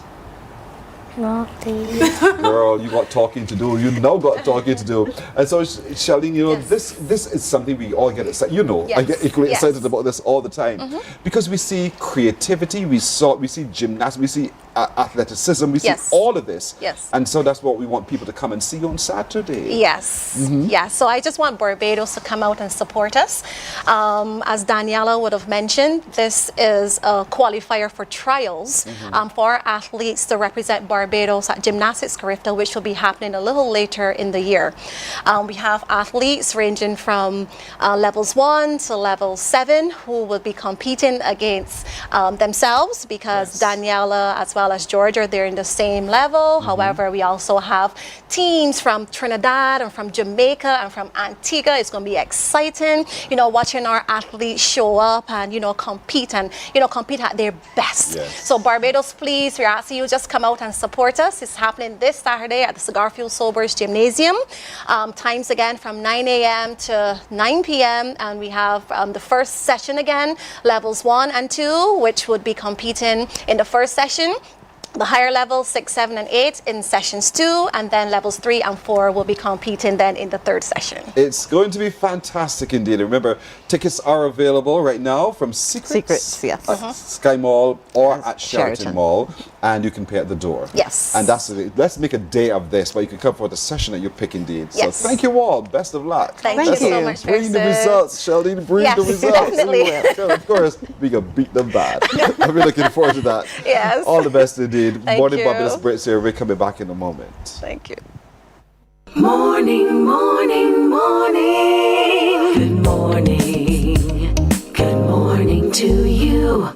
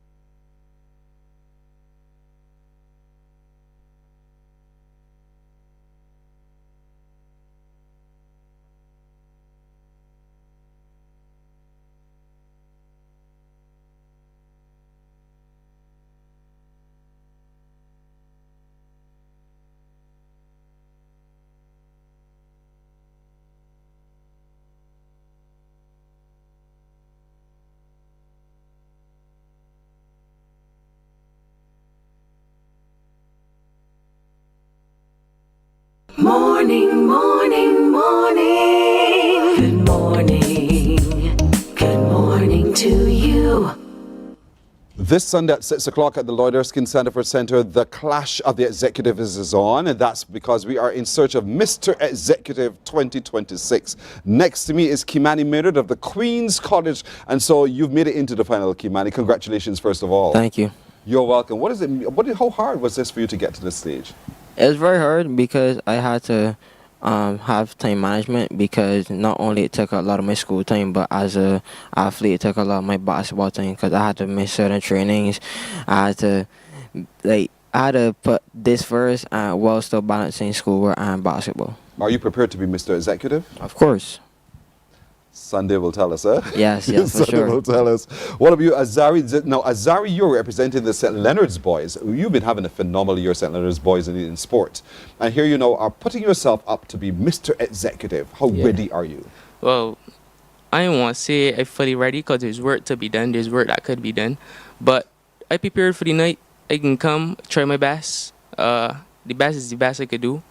So come on, do what I gotta do. Rep the school, rep my family, rep the people that will support me throughout the journey. So you want your schoolmates to come and follow you, right? Yeah. Show up in numbers. Now, Elias, Please. Your school has won it twice, back to back. I am told that they're hoping to have the hat trick, which is on you now. Yeah, a lot You of pressure. scared? I wouldn't say scared. It's just stressful. Knowing that I got all the pressure on me, but I could bring it home for your school. This is the LSD school we're Yeah, talking the about LSD here. school. And so getting ready for the competition, what have you been doing? A lot of practice, as Kimani may have said, skipping training, putting training on school beside for Mr. Executive. Yeah, a lot of preparation and stuff. All right. Jaden with the D-E-N, Jaden Bakker. Yes, Bakker? please. Yes, please. Foundation, the Christchurch Foundation School. Welcome to the final. Thank you very much. Are you ready for this? Of course. How ready are you? I am very prepared. I have a little more work to do in terms of the different segments. However, I believe that when Sunday comes, I'm definitely going to show you all why I would win.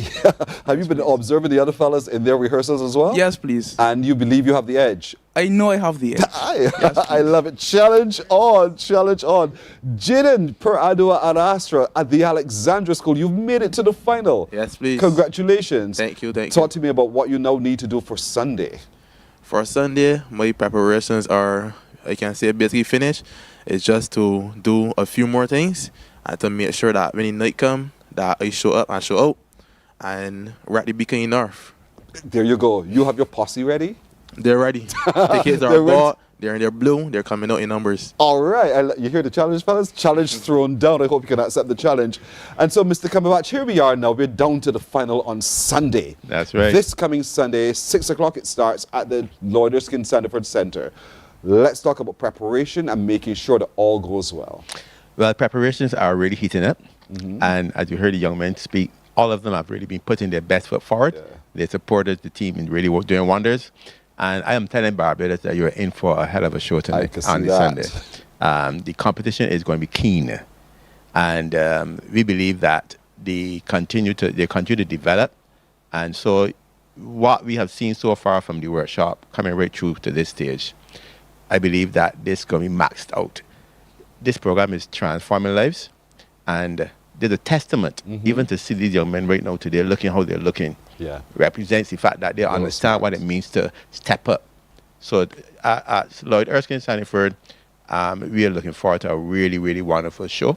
There's segments of the show. That's right. Of competition. And if you look at your screen, everybody at home, you can look at the bottom left. You'll see what we're talking about. The job interview is a segment. Don't be afraid. It's a really, really easy interview. Simple, simple, simple. It's just a conversation you're having. All right, boys? Also, there's the business attire. You're ready. You are ready, gentlemen. You look so sartorially smart this morning. I'm really impressed by the way you presented yourselves. The business attire. The Chief Executive Officer business pitch, which I think is... we've been seeing so many phenomenal presentations. I think they know how to do this now. Right? And that's important. Why is that important to have a business pitch? Because if you're looking to be growing right in your particular field of interest, you must understand at some stage you're going to have to present before your staff or at different organizations, and you must be able to carry yourself and speak like an executive. And so the idea of this segment, it kind of pulls on two areas: public speaking and project management and development. So when they present their project, they're using all the techniques they've been taught, and we believe, and we've seen some really excellent concepts coming through. And the way the young men deliver it has been truly amazing. The part I love, and I think the whole crowd loves, is the dinner date. Just to see how you guys pull this all together. I see Jada's scratching boy. The dinner date. And the dinner date is designed because it really is a differentiator here. So let's talk about the importance of that. And the program is really called the Mr. Executive Business and Gentleman's Challenge. So, of course, the dinner date brings out that element, whereby the entire stage is set up like a real restaurant, real food, real waiters, everything. And the young men take a lady into that setting. From the time they enter and walk up the aisle, right to the time they walk back down that aisle, they're actually speaking and communicating and showing that they know how to treat a lady, which is still a big thing. Chivalry is not dead. And these guys are going to show that on the occasion. And how they have managed that setting. It's a lot of fun. Y'all, listen, if you relax, you're going to enjoy this. You are going to enjoy this. It's going to be quite right. I've seen over years the camaraderie that's developed between the contestants, and you leave being friends. And don't be afraid. You're looking a little scared. Don't be afraid, Queen's College. It's going to be all right. So tickets, how can we get inside? All right, well, we have three box offices, basically. Seoul gas stations in Warrington, Wildy, and CS Pharmacy in Broad Street. So CS, Saul Wildy, and Saul Warrens. That's right. Tickets are $40, and persons pay $50 at the door. Children 11 and under would pay $20 at the door. Tickets can be available also from each of the schools. The young men here. But Barbados, we're saying that this is an opportunity to show that you appreciate really what young men like these can do. We are thankful to all of our sponsors, over 34 sponsors. CBC definitely up top there as our title sponsor, Affinity Plus and others. But come out and show Barbados that you want to support the trend that we are seeing in these young men. Yeah, you're developing really well, and the project has been developing well as well. There's some entertainment and refreshment, door prizes, People's Choice Award, which people will vote on you for, so present your best selves, and the most school support prize as well. So we want to encourage the students and teachers and the whole posse to really show up and represent on behalf of each of those who are competing for you and your school's pride as well. So it's going to be phenomenal. It's Sunday, Lord Erskine Sandiford Center. The doors open... Yeah, as early as 5:30, basically. Yeah. Right. So you want to come in, take your favorite spot, and really get ready for a show. You'll start on time. I know you're a stickler for that. That's right. Starting on time, chock full of entertainment and passion, but most of all, we're seeing these young men rise as gentlemen and budding executives as well, because we're in search of Mr. Executive.